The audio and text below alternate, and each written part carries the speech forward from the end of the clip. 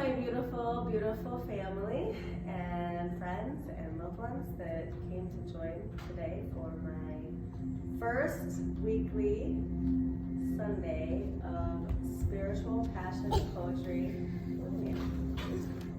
That's just what I called it. It could change, but this is the first of many Sunday events that I'm going to do going forward for anybody that wants a place to go in person, to gain spiritual knowledge and wisdom, to have a safe, loving space, and not to just learn from me, but also from each other. And I really am trying to expand, connections within our community. So that being said, I am just going to kind of give you a rundown of what I'm going to do. And then afterwards, whoever's here will have the opportunity to kind of do the same. And we'll just be in each other's energy. And again, this is my first of many. So as I grow and expand and evolve, this will grow and expand and change and evolve as well. All right. So happy Lionsgate. It is 8/8 portal day today. So that means, what does that mean? Does it mean anything? I don't know. I guess it doesn't. It really depends on who you ask. But for me personally, that's what I do. I tell you about my personal experiences, what works for me, and how I've gained knowledge and wisdom, and I share that with all of you. So I don't really speak on things unless I know about them personally. That being said, I personally have had 8/8 Lionsgate portal energy work for me in tremendous ways. So what does the Lionsgate portal do? Okay, well, it's very similar to the same thing that a planet going in a retrograde would do, or a new moon, or a full moon, or whatever you resonate with things that we know somehow affect the energy of the universe we live in. This is one of those days. I like to explain it as a day that amplifies the energy of the universe, which in turn amplifies our energy and our ability to look within, to see beyond the illusions, see beyond the veil, and really just it gives us that kind of opportunity to become one with the all, if you will. So it is just a tool. We can do this without a portal day, of course, but I believe it is beneficial to utilize this energy. I also believe that sometimes, even if we don't want to utilize the energy, it pushes us in other ways. And that is something that can be explained in words. It's more of feelings, but it's more intense energies and maybe even unexplained energies. All right, so here we go. So every Sunday from 4 to 6 p.m. I will be doing this. I say 4 to 6. Again, that could change. There's nothing guaranteed, nothing permanent right now. But today's message, simply put, is going to be the truth is in the silence. I have the 3 cards spread up here. You'll see I have death and rebirth, transformation. I have that is in the past position. The present position card, which is going to be pretty much what the main message is surrounding today, is the 8 of air. That's where our main focus is going to be in this message. And the outcome is the 8 of earth. So what I'm going to do is actually something that I don't usually normally do, but I'm trying things outside my normal box. I've made a new kind of, I don't like the word rule, but I've invited myself to try to do things very differently than I've ever done in the past. So things are very new to me, and again, that means growth and change, and things have changed. So today, with the 8 of air being the main, what I felt was a good message to read, I read through the message, and it's a very long one, but I'm going to read it all because I really couldn't have highlighted things much better than this particular message. I will go into my own message afterwards and can speak on that too, from my own heart and my own words and with this energy. But I really, really, really want to read this message. So with the 8 of air, the key words are the ego, truth, power, responsibility, consequences, cause and effect, lessons learned, and memory. So the meaning of this card is, we are creatures driven by our egos. Our ego is in part our identity, the center of our consciousness. It is driven by our instincts and base desires, and constrained by culture and society. It can have us feeling confident and certain, or it can have us feeling uncertain and afraid. It can also employ one of several defense mechanisms to shield us from uncomfortable truths, or a reality that we are not willing or ready to accept. Uncomfortable truths. Okay, sorry. So many of us are afraid of the truth. I myself, I'm going to stop here for 1 second. I myself was one of those people for so long. I just didn't even know it. We don't know we're afraid of the truth because we don't know what our own truth is. When we are programmed with the medium of the world that we live in, most of what we know is somebody else's knowledge and somebody else's wisdom. We're just now getting into the time when we're starting to question everything, inside and outside of us. But truth right now is kind of the theme of what's going on, even though everything is deceptive and everything is illusions. We can be so afraid of the truth that our ego will work hand in hand with our primal instincts and do what it can to protect us. If our ego is wounded, or we have been taught to fear, the defense mechanisms employed may also be detrimental to good health, well-being, and to our relationships with others. Our need to feel safe, to feel good, to be right, to be better, to be needed, and to be loved can result in evidence in hand, reality, being distorted and shaped to fit our perception of events, so that what we want to believe is in conflict with fact. Cognition is the process of acquiring knowledge and understanding through thought, experience, and the senses. Cognitive dissonance is conflict that arises when an individual attempts to hold on to two conflicting beliefs or thought processes at the same time. We'll stop there. Right now, in my present reality, I probably have 12 of these, bare minimum, because I don't give belief to a lot because that's where my power is. But if I'm always questioning and I'm constantly changing my perspective and my things that show up in my reality, I know that I can alter that reality. So again, I mentioned, so when this says, hold on to two conflicting beliefs, at the same time, I think we all do that.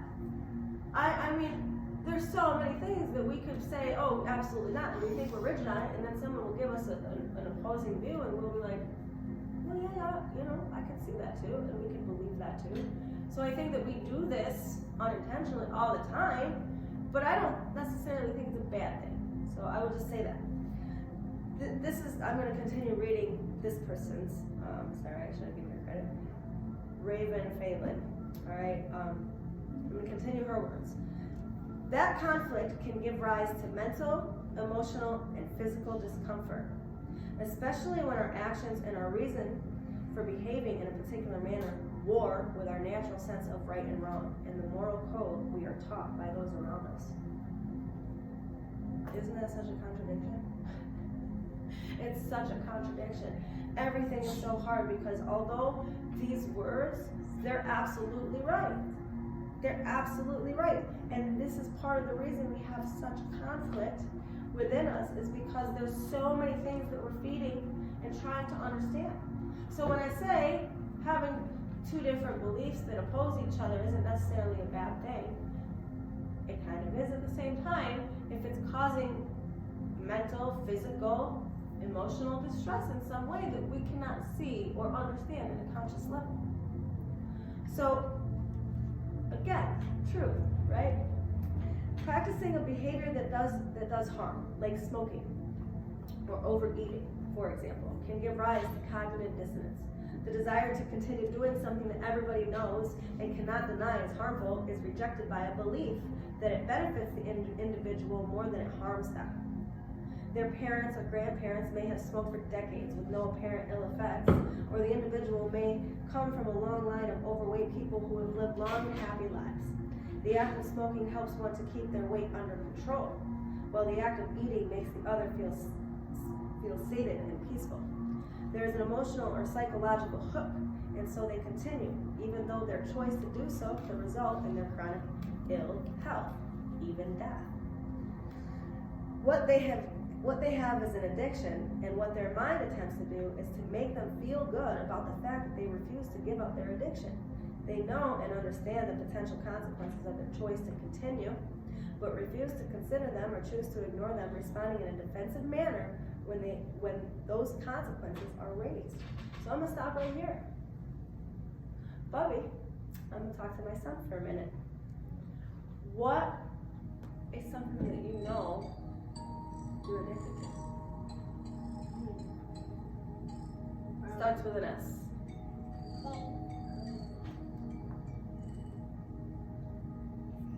Sugar.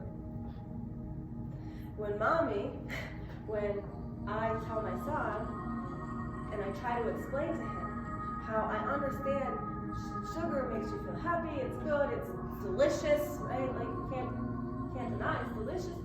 But when I try to explain to my son that sugar is actually not good for him, especially, even in moderation, it's bad.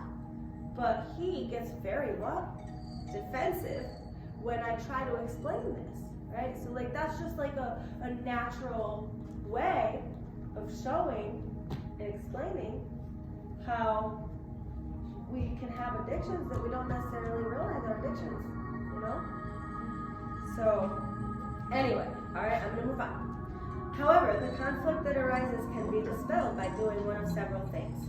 We can accept reality and then make changes in one's life in accordance to that truth, or by the continued use of self-justification and other defense mechanisms in order to make ourselves feel better, continue to do something or believe something that is doing us or others harm. The self-justification and rationalism increases our self-esteem and allows us to see our thoughts and actions in a favorable light. Nobody likes to think poorly of themselves, and so our ego acts to protect us by creating reasons or excuses to justify the actions. This is our natural and normal behavior. We all do it at some time or another.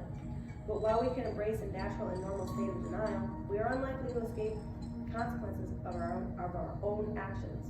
We can deny and suppress, we can rationalize, we can justify, but every action gives rise to a consequence. And those consequences can be both favorable or not. If you do something that you consciously or unconsciously know to have a potentially harmful consequence, and you choose to ignore it or believe that it won't manifest, then the aid of error comes to caution you to think again. There is a price to be paid for all that you do. No matter your reason or intentions, and you alone are responsible for the consequences born of your actions. And everything you do, cause and effect will play out. It is inevitable, and the consequences unavoidable. The Eight of Air is a very challenging card because it symbolizes the need to look at your beliefs, your behavior, question them. Are you hiding from an uncomfortable reality? Is it time to take responsibility for your thoughts, actions, and consequences? They give rise to and to see them for what they really are. It is time to be humble and accept that you might have projected your feelings about yourself onto another. I'm going to stop there. So, ultimately, what is truth? So, here's where I'm going to stop, and I'm going to talk about past, present position of my card spread. Death and rebirth. Death and rebirth. That was the past card.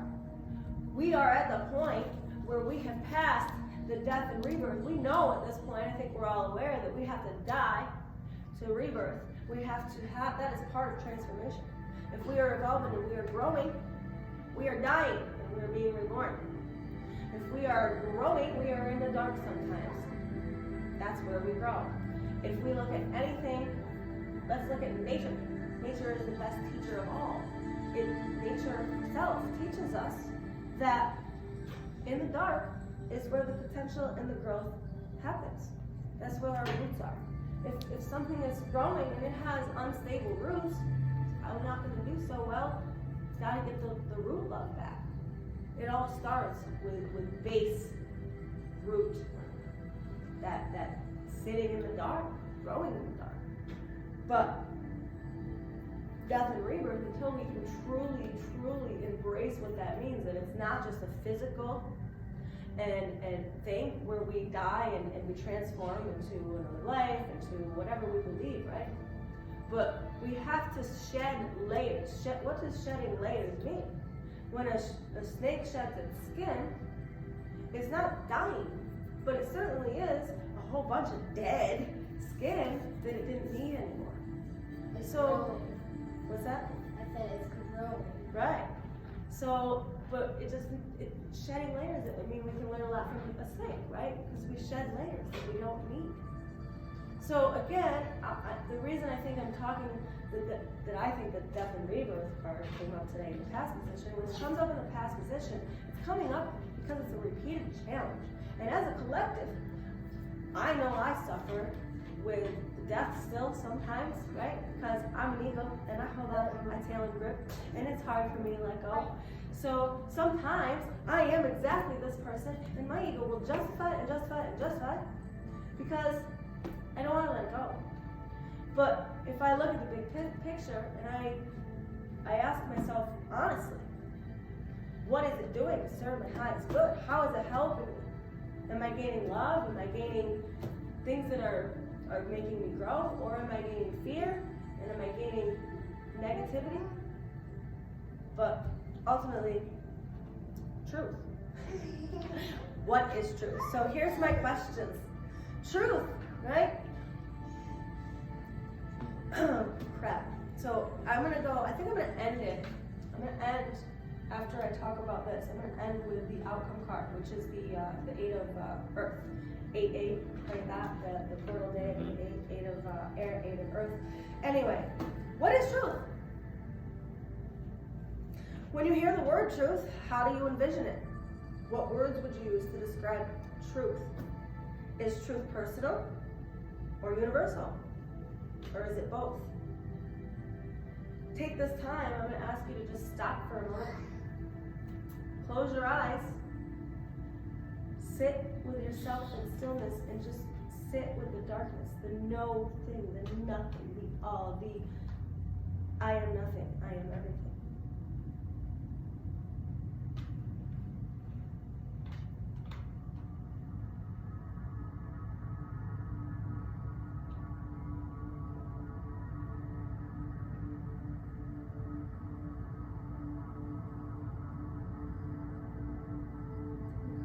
Big deep breaths into the nose and out through the mouth. One more.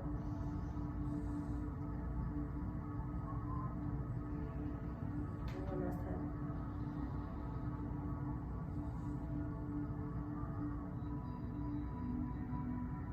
See how easy it is to expand our perspective.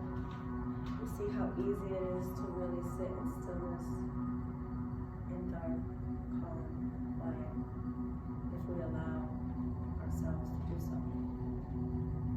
It's really as easy as seeing one thing from every angle possible, and then in turn realizing no thing truly has one definition, because we all see and create our own reality of matter. The easiest way to see something for what it truly is by first seeing and hearing no thing. Senses, seeing, hearing, tasting, feeling, touching, smelling.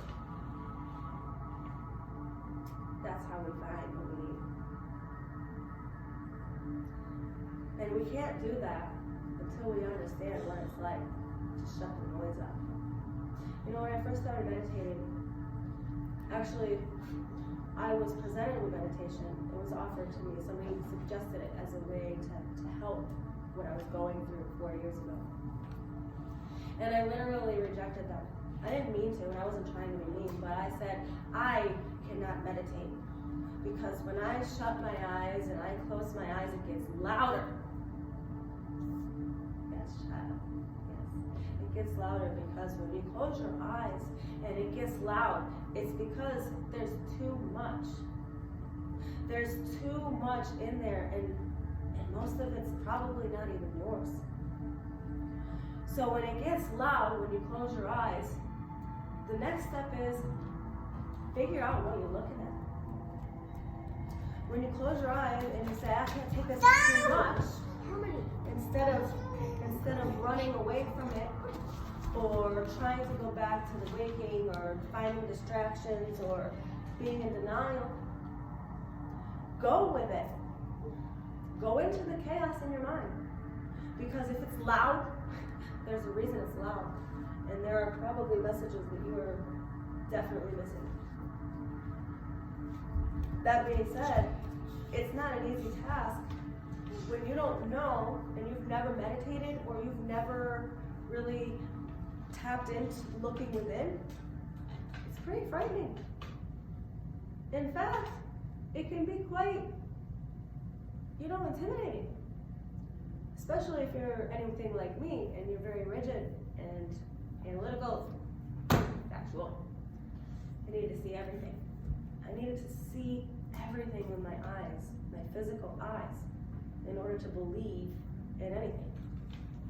And now I'm standing in front of people that I love, telling them to have faith and trust in the darkness, in something that they can't see, in something that is more powerful than all of us and within all of us. It's not something that we learn in books. Of course, the books are tools and they help us, yes. Of course, the knowledge outside of us is available to help us, yes. But at this time, right now, in the present reality that we live in, if we want abundance, prosperity, harmony, peace, we must first find the silence. Because in the silence is where you realize you already have all of that. If we were naked in the woods, which is what I believe we're supposed to be, I don't love it because I'm not there yet, but if we lived naked in the woods, off the land, that provides literally every single thing for us, we wouldn't have to race for what we think is better or what the next person is doing. Now, do I believe a little bit in healthy competition? I do. But is that just because that's what my ego has known its whole life? Very possible. But we are at a time when we are being forced to recognize that the abundance is already here. And if we can't embrace what we already have here and literally pull it out and birth it and share it and believe it,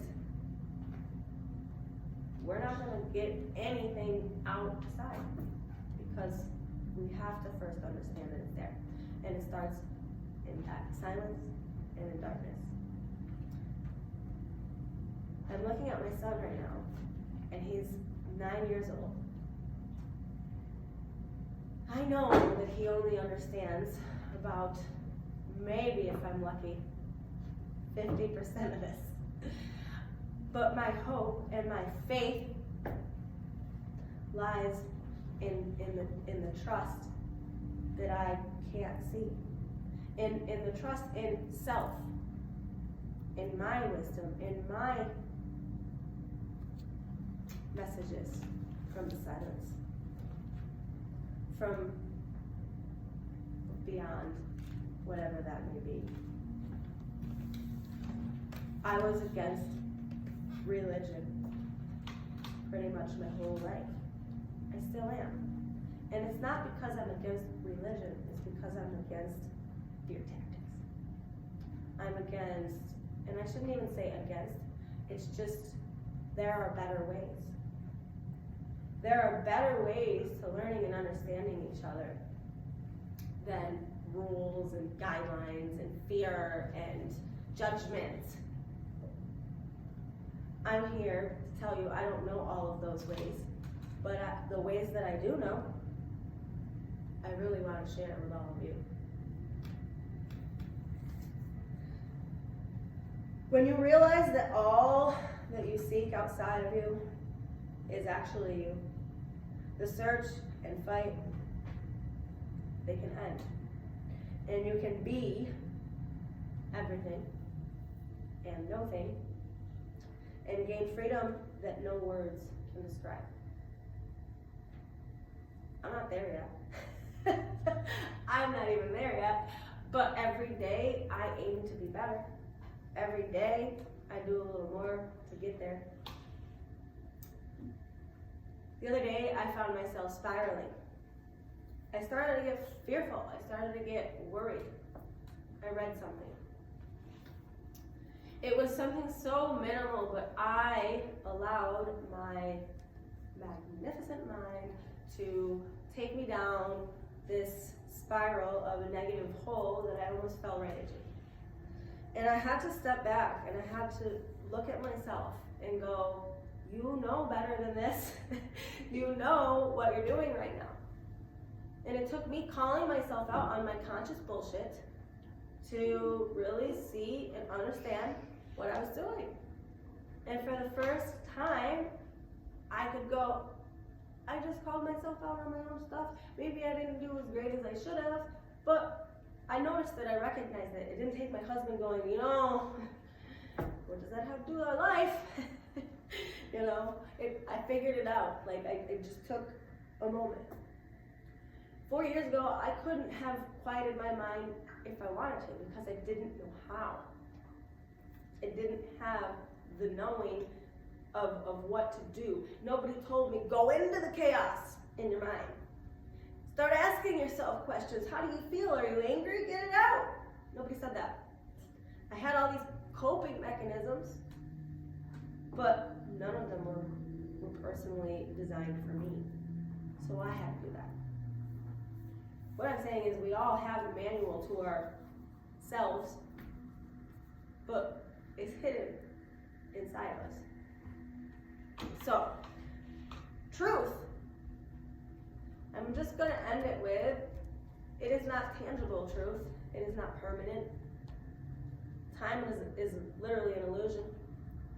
So, as far as finding your truth, it really should only be about your truth. What resonates with you? What helps you? How do you grow? If you you come to me, and I give you some knowledge that resonates with you, and you go home and you utilize this knowledge, but it doesn't necessarily work for you. And you come back and you say, I really tried that, but it's not working for me. What I'm going to tell you next, you might not like, but it's the truth. I'm going to say, well, then you are not closing your eyes enough and going within to find out what is personally going to work for you. I can't tell you that. I'm not your higher self. There is a man that I watch.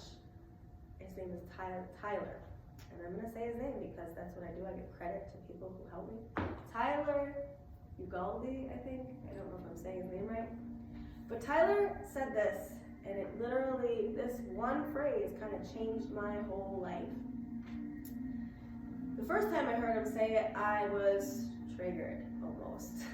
I didn't want to believe that this could be the truth, I suppose, but it resonated, and I had already kind of visited this thought.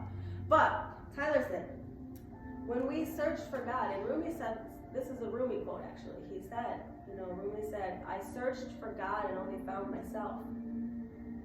And when I searched for man, all I found was God.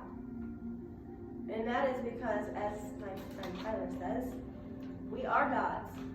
We are God asleep. And when we're asleep, we are God awake. I'm not saying that that's what you should believe. I'm not saying that that's the truth. But what I am saying is, as far as truth, since we know it is a matter of, personal perspective, really, and that truth is just a word that we learned, that somebody taught us anyway, that we gave form to.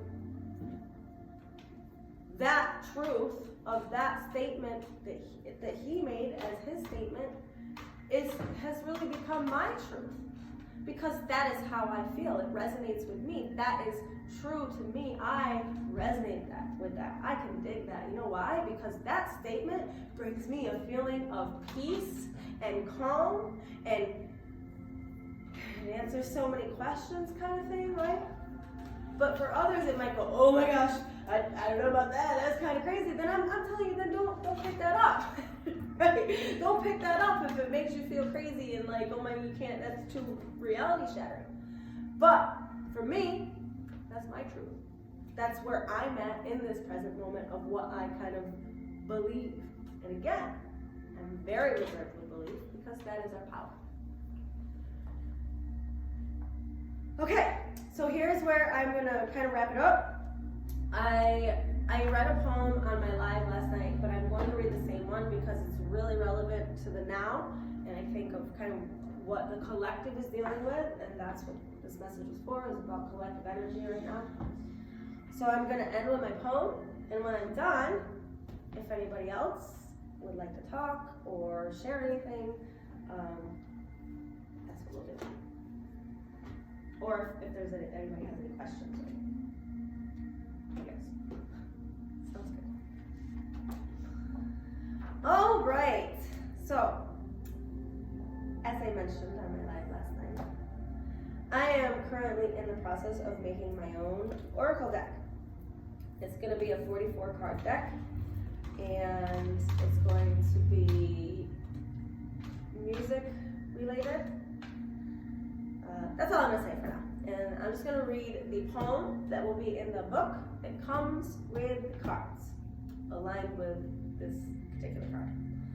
So the word is discernment, correlating with the instrument of xylophone. The keywords are challenges, illusions, bright, decisive, penetrating, sharp, accentuated, hollow, and clear. Falling down the rabbit holes, twirling and twisting, it swallows her whole. Lucid yet conscious, she's losing control. Blending dimensions, letting it all go.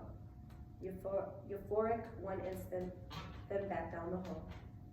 Space and time slip away as she seeks the inevitable. Just when she thinks she's figured it out, the illusion of reality brings more doubt.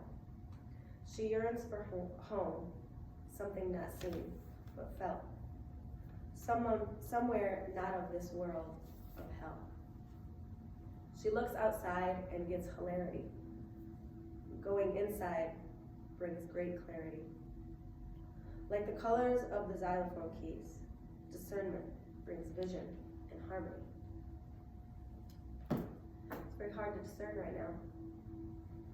I tell my son, probably no shy of 3 times a day, how hard it is to be a parent right now, because we're all just trying to make the right decisions for our kids, for our future.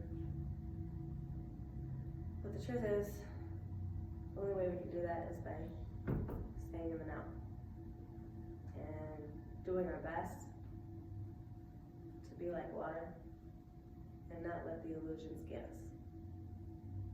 It's not easy. But together, we're stronger. And what the media and the news and the circus that goes on wants us to believe is that we are divided, and we are sick, and we are dying, and we are on our way to, they want us to believe a whole bunch of stuff, right? And although a lot of it could be true or not, because truth is what? Right. But if we can stay like water and not let the realities that they're trying to project onto us become our realities, we can create more confusion and more chaos, if you will, within the system, and keep being the ripple effects, bringing better everything. With love, with unity, with understanding. We have to unlearn everything we've ever been taught and relearn what unconditional love is, not only for ourselves, but within everybody else. And I don't know, I'm gonna end it with the way that was the easiest for me to do that is I had to really recognize that if I hurt somebody else, I'm hurting me. And if somebody else hurts me, they're hurting them.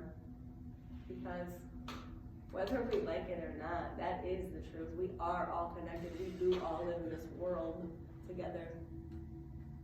So although the saying is kind of cliche that we're all in this together, it's freaking true. And until we can all love and understand each other from a place of stillness and quiet, it will be very hard to grow and transform. But again, don't watch what they're telling us, because I believe that we are well on the rise and we are doing amazing, but they don't want us to know that. So we will continue to feed love, to feed our realities, to feed what we want to see grow and thrive. Continue to change. Change starts with us. It's as simple as that. Forget what we can't control and focus on what we can. And I think I'm done. I think that's pretty much what I had to say. Love you, Bella. And now I will just give this opportunity for the people that are here, if anybody would like to talk or speak or share anything or have any questions. No? I'm trying to think of a question or something. It's okay if not. No, I don't have any questions. I agree with pretty much everything you're saying, so.